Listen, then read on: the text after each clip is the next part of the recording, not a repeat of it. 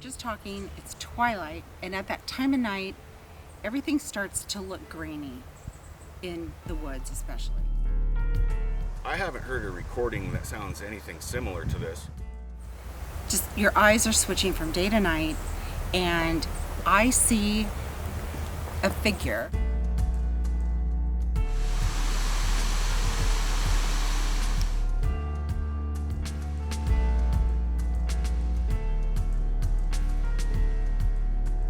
At 2 o'clock in the morning, I was awakened by, it's like the loudest thing you'll ever hear. It's like being inside a stadium, listening to a concert. It was so loud.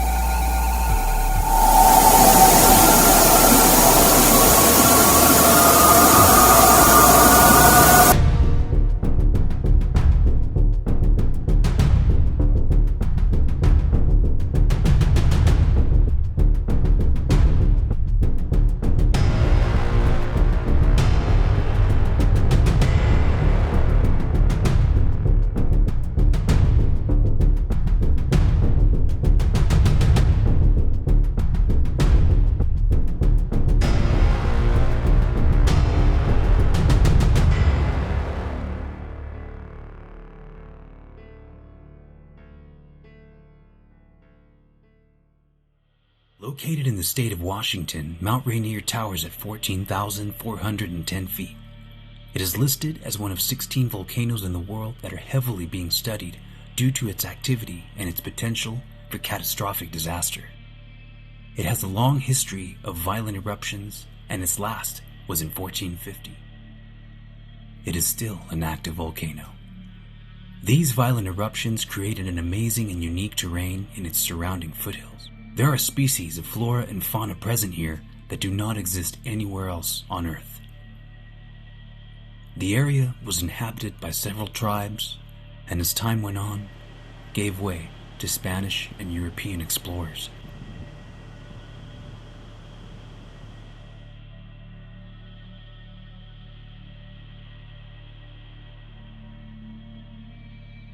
The vast and rugged wilderness that this mountain created lent to the possibility of a mystery existing.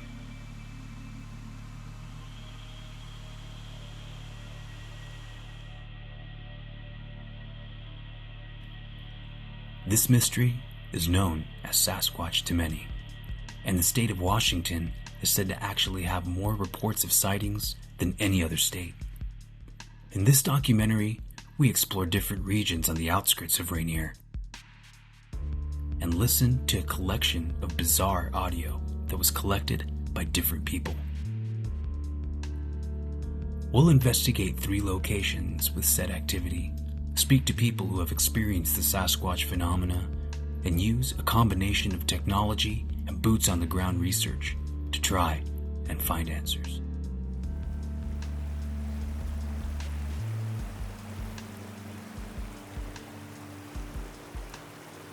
Each place I've ever gone to search for Sasquatch has its own attributes in its landscape. There are different things that I personally look for when I head to places. Things you want to look at: ridges, waterways, historical reports, current reports. You also want to keep in mind what time of year it is, where the food is, where the deer migration and elk migrations are. So if you're seeing a lot of elk prints in a certain area, it's a safer thing to say that there might be Sasquatches in the area. If you're in an area with no footprints, no food for them, well then your chances of seeing one or recording something, having some kind of experience are much lower. Here, we have a bunch of waterways that spill out from Mount Rainier. Some are collected into lakes. Other times, they run down on streams like this. What's kind of neat is that you have some of the same recordings of vocalizations from up north in the foothills of Rainier and down here in the south. I think that replication is a very good thing to have.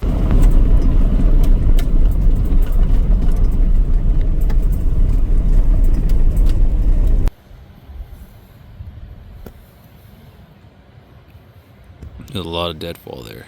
Yeah. see what that is. Little spot right there. Mm-hmm.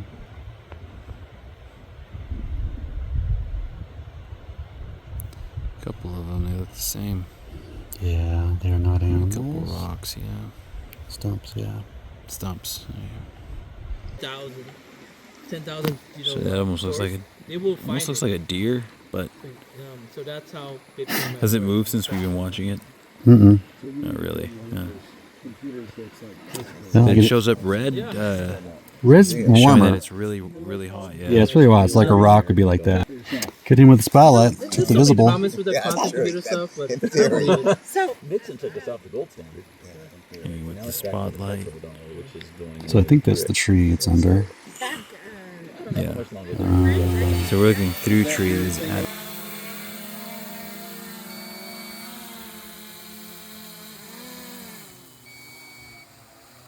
Here, we're looking through my AGM TM10 256 thermal monocular. AGM makes great products. I highly recommend them. They're very affordable compared to their competition. Here, we're looking at a target at about 180 yards away that appears to be a deer or a goat, but is actually just a log or rock that was lit up by the sun and is holding its heat.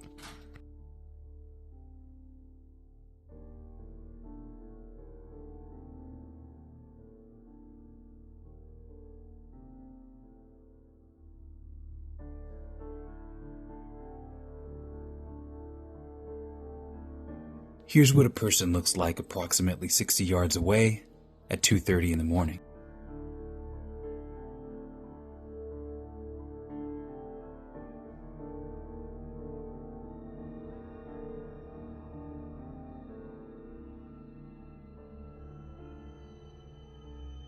So they were kind of looking at these. There seems to be a trackway going this way. Looks bipedal. I see why they were interested. the original one Yeah, I'm amazed he actually picked this out.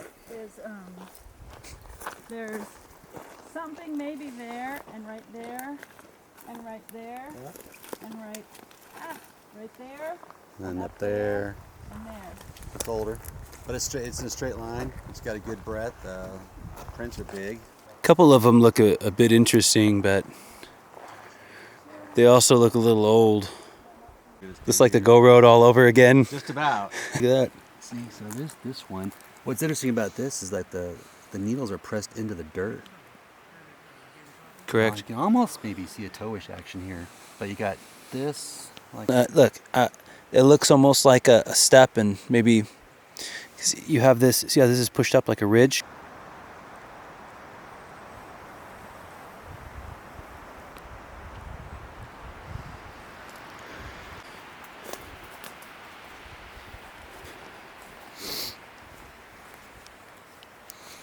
Look at this.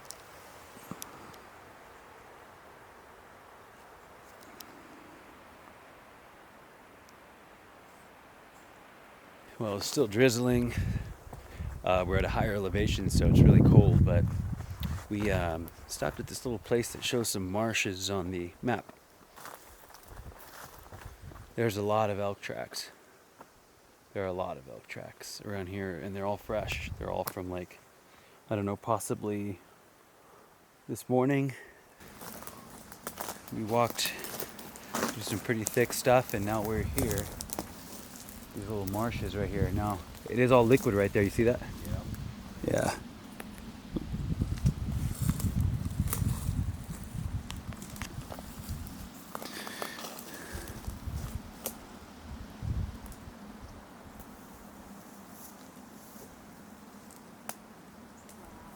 Check this out. This is just a straight up pole going all the way up, not attached to the tree. Oh, it's really heavy. It almost fell. Oh, shoot. But it's just leaning up against. All right. Huh. Oh, sorry, buddy. You made that guy mad. Yeah. What are you doing? Very weird. Just a big gigantic pole in the ground, like. That is weird.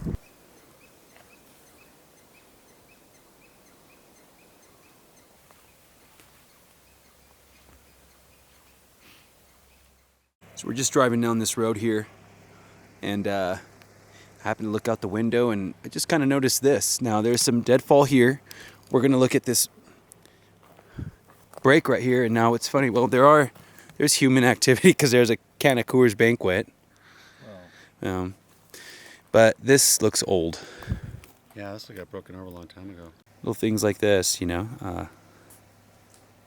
Last time we focused on some tree breaks like that, we pulled Sasquatch hair out of it. So. All over the North American wilderness, there's been a particular hair that's been collected. This hair has been found after supposed Bigfoot activity, whether that be footprints, sightings, or branches that appear to have been manipulated by hands. This hair shows unique characteristics when viewed under a microscope. Those characteristics are not shared by any other animal in the world. Dr. Henry Fehrenbach took several of these samples and found very specific characteristics unique, meaning it belongs to a specific species of unknown origin. Not a variation of another known species or an anomaly. Hair that meets these specific qualifications fall into the Fehrenbach gold standard, the Sasquatch hair. While we found no physical evidence at this area, Damon did collect some strange overnight audio.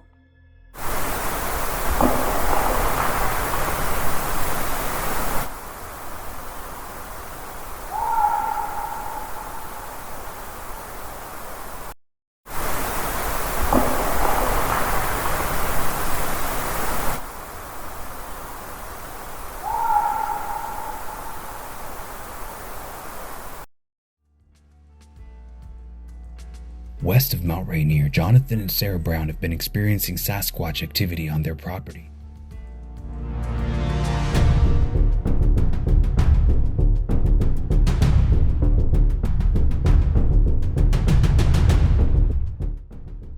I highly recommend their YouTube channel where they document it all.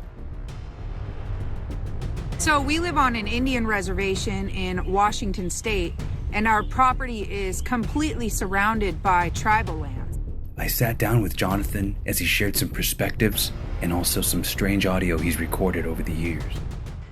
I think some of the hottest spots in Washington are at the foothills of Rainier, Adams, St. Helens. So on our property, it's kind of where wilderness meets agriculture, and it's pretty rural.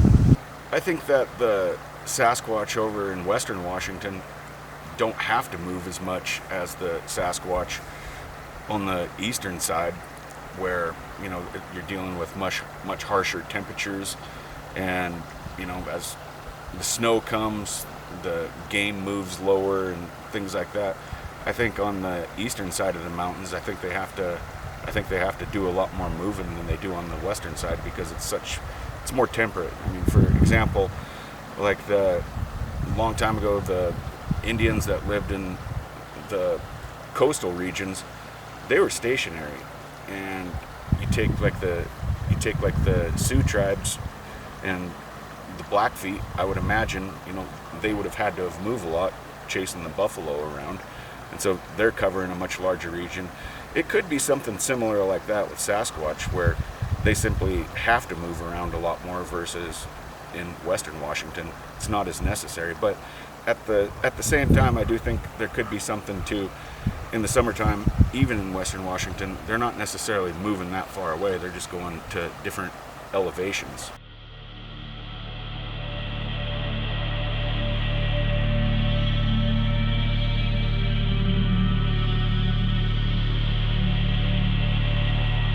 So on this audio clip right here, I think it was recorded in April of 2013, and there was this roaring that we had heard prior, and my brother Ben and my wife Sarah were outside. We start walking towards the direction that we heard it coming from. We weren't getting close to it. There was still a sizable distance from us, and if I was to guess, I would say it was coming from 500-600 yards away. But it was, you'll hear the clip, and it was this roar, and in the background you hear my brother Ben talking, saying something to the effect of, I think it's down there in the field, and he's talking about where the creek is. And in the clip, it's just an audio recording that my wife recorded with her Samsung Galaxy phone at the time. And so that's the voice that's talking at the time, among the roar.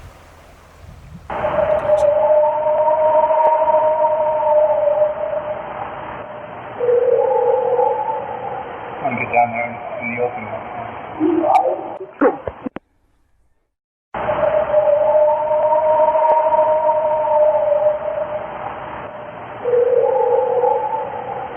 Down there in the open. This clip right here is the feminine singing, and it's very similar to other, like, what is described as singing vocalizations that have been captured throughout the Cascades, both sides of the mountains in western Washington and eastern Washington, and here it is.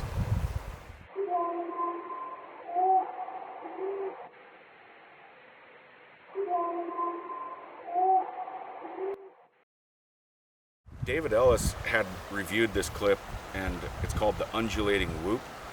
I don't remember myself or my wife hearing this one live, but I'm very familiar with the recording because we like it a lot. And it was a couple months ago, we were just sitting outside, and this exact sound goes off, and I got excited, and I told Sarah, and I go, "That's the undulating whoop." And the reason I was excited about it is because I'd never heard it live before.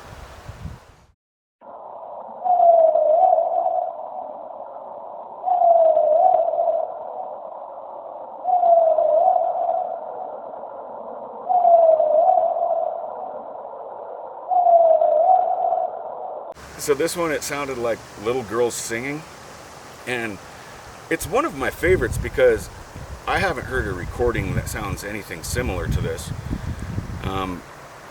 It was in 2013, and I was going outside.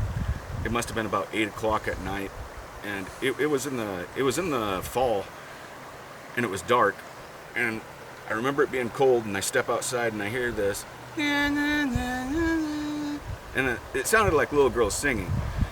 And as soon as I heard that, when I stepped outside, I was like, nope, and I walked back inside.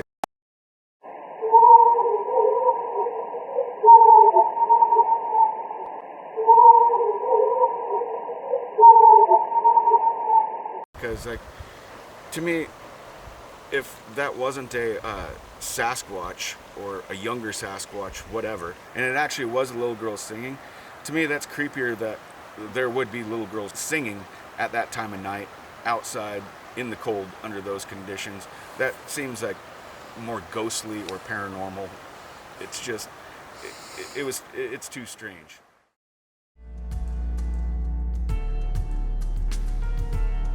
East of Rainier lies one of the most notorious Sasquatch hotspots in all of Washington.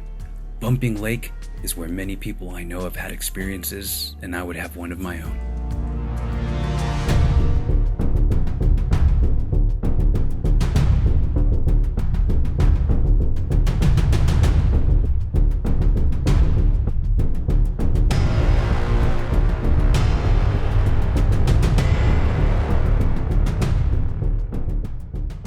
It's a very well-known sighting that took place right here at this particular site, and it's by a researcher named Bart Catino. Very believable guy. He's been doing this for a very long time. Now, this happened a long time ago when thermal technology was pretty primitive, but I'll walk you through the sighting. Flip the camera around. So he walked up here and he began to take a leak. Camp is behind me. Now he turned and he looked over here, and in those trees there, through his thermal imager, he saw a figure standing. And from what he describes, it went down kind of on its stomach. It started doing like a swimming motion on the ground, almost like if it's trying to bury itself in the debris around it. Then it almost did like this strange yoga pose looking thing. One thing that he noticed was that it put its hand up. He can see all 5 fingers, this big hand, almost like it was reaching up for like a high five off the ground, and he couldn't figure out what that was, and it took him a long time, and he figured out finally that it was blocking the ambient light from a campfire that was behind him. So the Sasquatch was on the ground with its hand up, blocking the ambient light so he can get a better look at him. And he was trying to call people back in camp. By the time he finished and then got back to camp, this thing had gotten up and walked away. Now, I'm getting the camera back at my... what happened was that they went back, and these thermal imagers didn't have record capability.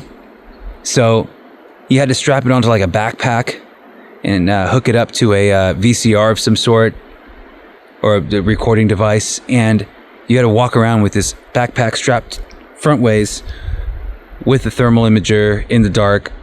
So it was very difficult to record things back then, and it's kind of why no one really ever did. But by the time they came back and did that, it was long gone, unfortunately.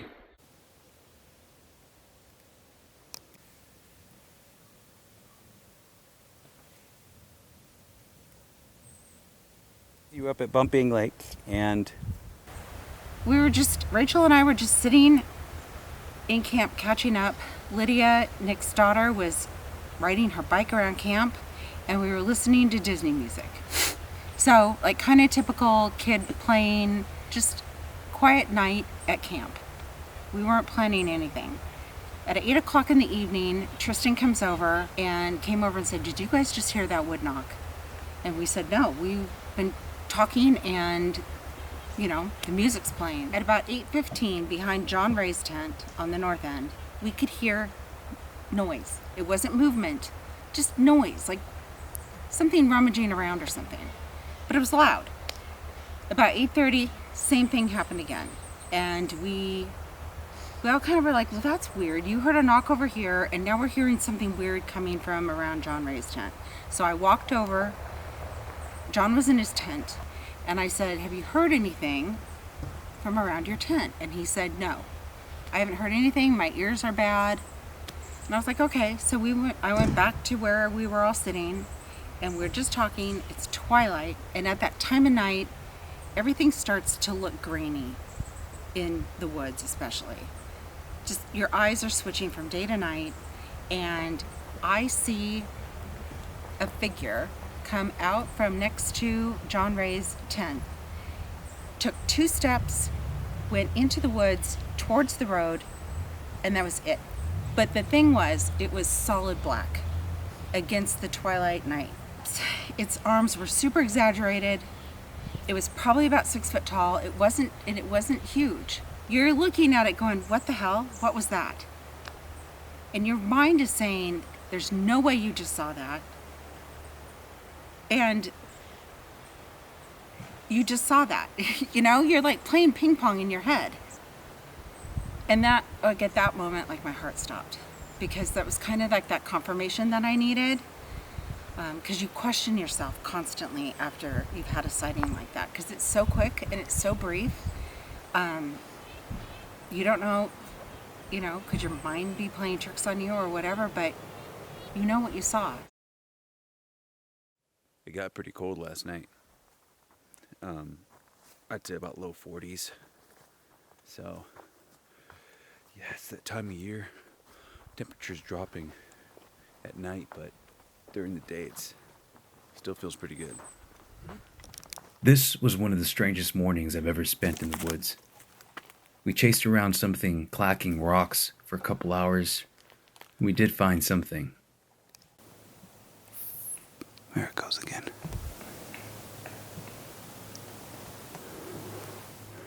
I think that's a woodpecker, but I don't know, it's pretty persistent. Check out these plants. Some out of Jurassic Park.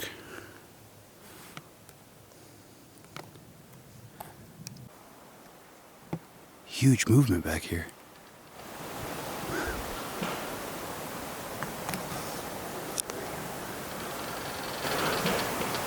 Dude.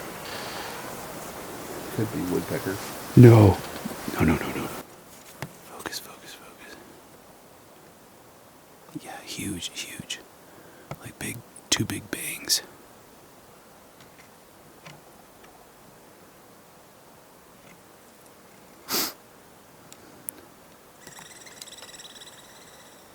There's something's alarming over there. Yes. huge cracks up here.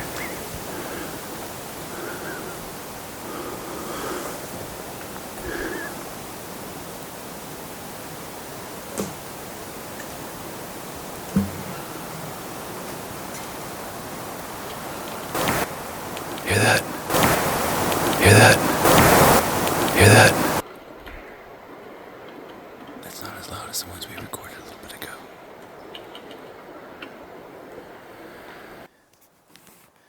What are you hearing? Rock clacks over there.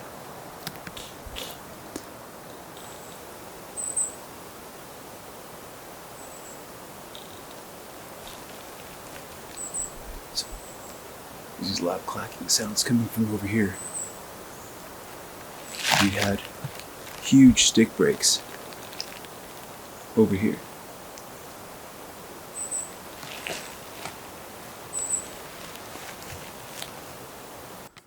Check out the growth on this cedar.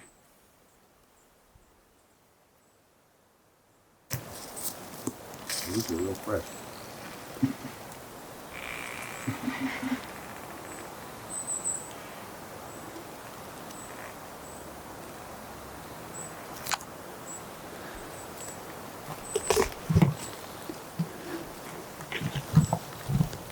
Recording? Yeah, I recorded that.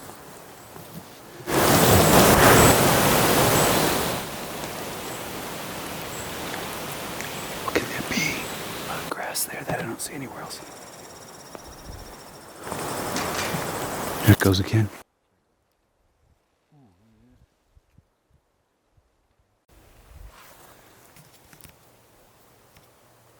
Looks like a foot shape.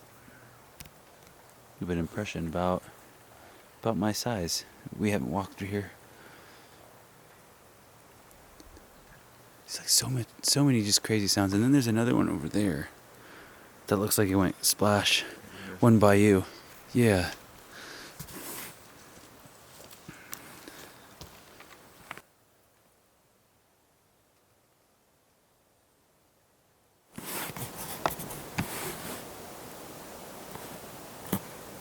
There's a hot spot. Yeah.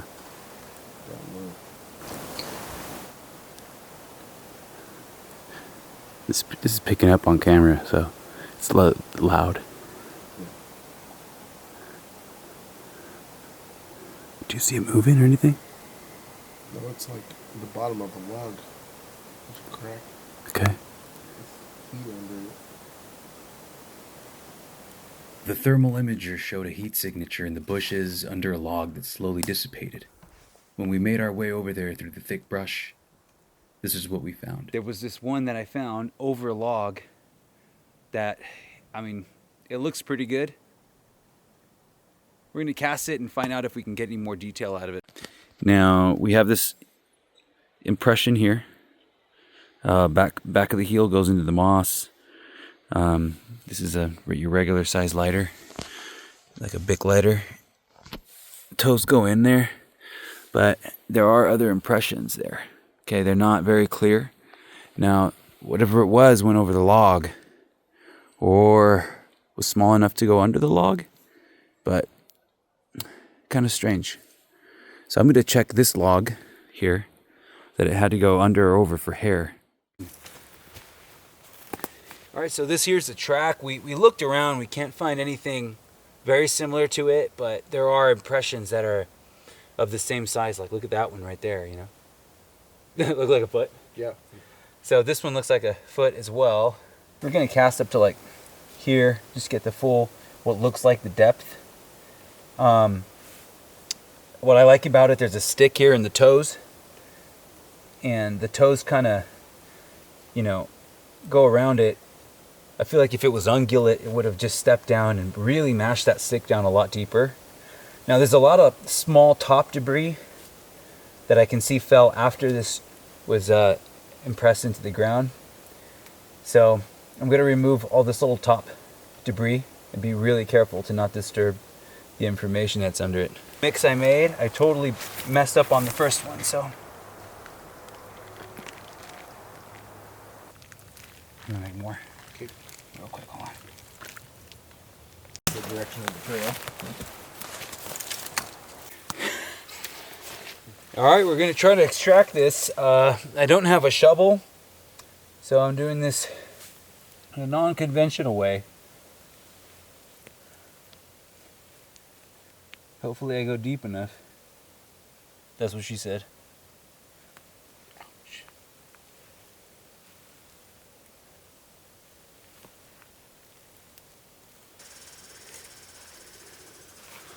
Here we go. Hopefully there's information on this, and hopefully I don't break it before we get back, because it's a heck of a walk back. Cool. It came up, dude. Dude, it looks like a foot shape. It does, huh? Nice. All right, now we gotta walk back through all of this to get back. All right, well, have a good trip.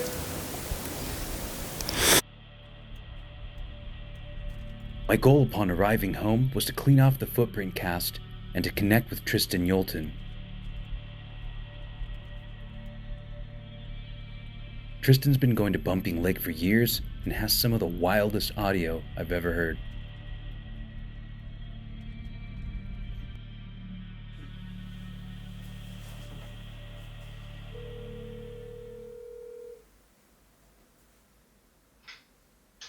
Hi, Jonathan. How you doing? Hey, Tristan, what's going on? Not much. Can you hear me pretty well? Yeah, I hear you fine. Hear you fine. Okay. Can you hear me okay? Yeah. Sweet.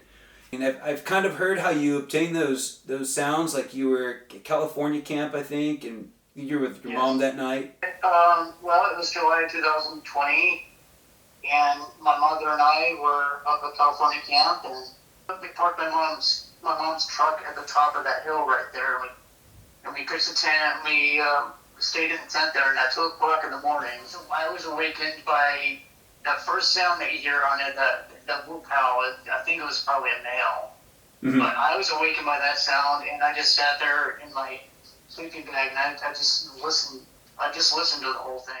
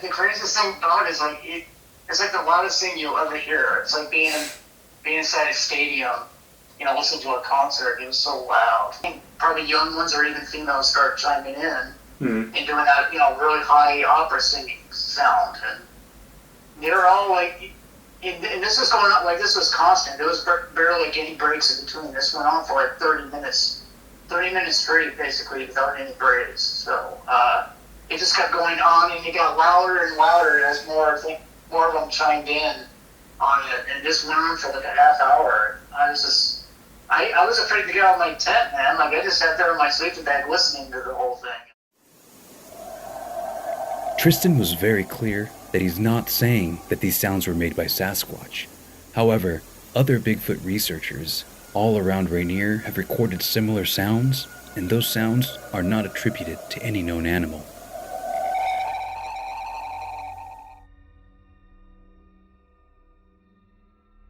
As for cleaning the cast off, so this is the cast. I'm going to show you what I see in it. First, I'm going to go all around. So the toes are over here, okay? And the toes went into the ground. They went like this. They created a little pocket, like you can stick your fingers in where the toes were, okay? And that's why you see this cut out right there. This is the regular soil, and then the toes went inside a little bit. You can see the shape kind of the foot. The heel ends there. I'm going to go around like this. Let's see. Here you can see a little bit better of the shape of the foot. It's inclined this way. See that? It's tilted. There's the heel. And it goes up here, and there's your toes. And I'll look over here. Same thing. The footprint's kind of banked like toward us. So that's that shape of it. You do have to use your imagination. It is what it is, but the print looked good in the ground. There's information if you want to see. Now here's the toes right here, right? And here there was a stick. So the toes went around the stick, like they kind of pushed around it. Stick stayed in the ground. And you can barely see a shape like this. Like I said, it's like some details are there, some aren't. Here's a kind of like a toe. You can see the shape though. But in the ground it looked a lot better than this.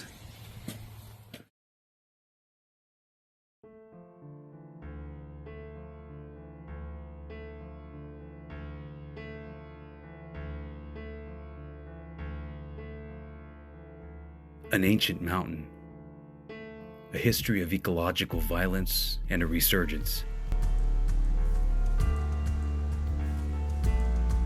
And in it lives a mystery of sightings, vocalizations, unnatural sounds, and footprints. There are more questions than answers, but the answers are out there. The truth is out there. Explore.